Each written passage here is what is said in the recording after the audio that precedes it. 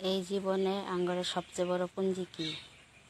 কেউ বলবো সোনা দানা, কেউ বলবো টাকা পয়সা, কেউ বলবো মাটি জমা, অনেকে অনেকটা বলবো, কিন্তু আমি কি বলি? সবচেয়ে বড় সম্পত্তি হইল আঙ্গরের পবিত্রতা, সততা আর জ্ঞান। এগুলো হলো সবচেয়ে বড় সম্পত্তি।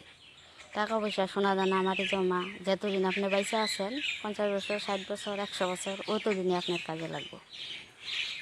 আর যেগুলা যে পবিত্রতা, সততা, জ্ঞান, আনন্দ, খুশি, যত সম্পত্তি আছে, এগুলো আপনার এই জন্মে তো কাজে আসবই, কিন্তু পরজন্মে ওইটাও আপনার কাজে লাগবে। তাইলে সবচেয়ে বড় সম্পত্তি হইলো পবিত্রতা, সবচেয়ে বড় পুঁজি। যে আমরা যে কামাই করি, টাকা পয়সা কামাই করি, ব্যাংক ব্যালেন্স করি, অ্যাকাউন্টে টাকা জমা করি, কিন্তু আমরা জ্ঞান, পবিত্রতা এগুলা কি জমা করি?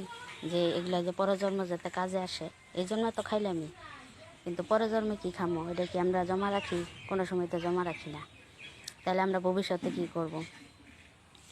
আমরা খালি টাকাই কামাই করি, ভবিষ্যতে কেমনে চলবো, কেমনে খামো, এখন তো ভালোই খাইতেছি, পরে কেমনে চলবো এরম ভাবি।